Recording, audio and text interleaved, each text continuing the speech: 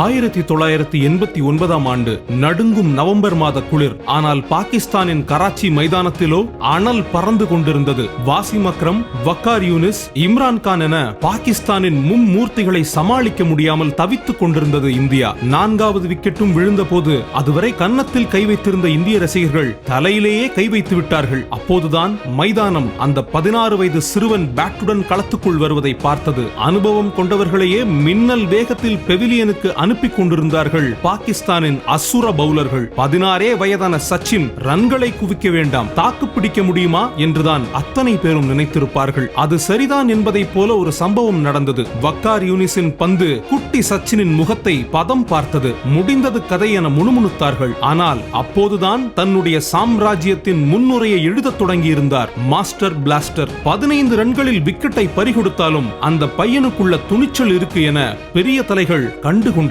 அடுத்த வருடத்திலேயே, அதாவது 17 வயதிலேயே ஓல்ட் டிராஃபோர்டில் சதம் விளாசி கிரிக்கெட் உலகில் தன்னுடைய வருகை அறிவித்தார் சச்சின். உலகின் அதிவேக பிட்ச் என வர்ணிக்கப்படும் WACAவில் சச்சின் விளாசிய சதம் அப்சல்யூட் மாஸ்டர் கிளாஸ். அப்போது அவருடைய வயது வெறும் 19 மட்டுமே. பொதுவாக சச்சினின் சாதனைகளை புள்ளி விவரங்களில் சொல்லிவிடுவது சுலபம். அதிக ஆட்டங்கள், அதிக சர்வதேச ரன்கள், அதிக செஞ்சுரிகள் என சொல்லிக்கொண்டே போகலாம். ஆனால் அதற்கு பின்னால் ஒரு சச்சின் இருக்கிறார். உடைக்கவே முடியாத மன வலிமையும் நொறுக்கவே முடியாத கிரிக்கெட் நுண்ணறிவும் கொண்ட சச்சின் சந்தேகமே இல்லாமல் ஒரு ரன் மெஷின் தான். அது உலகின் எந்த மைதானத்திலும் எந்த கண்டிஷனிலும் பெர்ஃபெக்ட்டாக ஓடிக்கொண்டே இருக்கும். அப்போதைய கிரிக்கெட் உலகின் சூரியன் அஸ்தமிக்காத நாடு என்றால் ஆஸ்திரேலியா தான். மஞ்சள் படையை தாக்கு பிடிப்பது என்பது கிட்டத்தட்ட முடியாத கதை என்ற காலம். அப்போதும் அந்த அணி பவுலர்களுக்கு சிம்ம சொப்பனமாக திகழ்ந்தவர் சச்சின். இதற்கு பிரெட்லி ஒரு விளக்கம் கொடுக்கிறார். நல்ல டெக்னிக் கொண்ட பேட்ஸ்மேனை கூட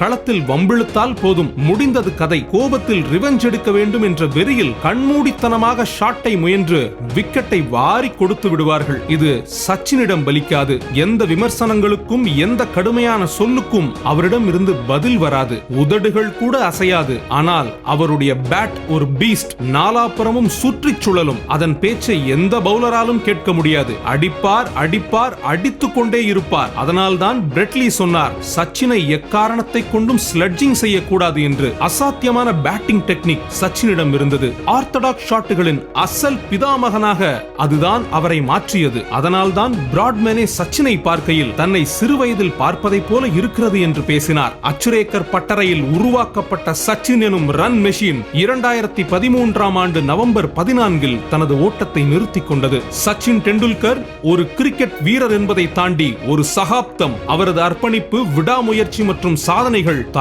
தலைமுறையாக கிரிக்கெட் வீரர்களுக்கும் ரசிகர்களுக்கும் உத்வேகம் அளிக்கும். கிரிக்கெட் உலகம் உள்ளவரை சச்சினின் பெயர் நிலைத்து நிற்கும்.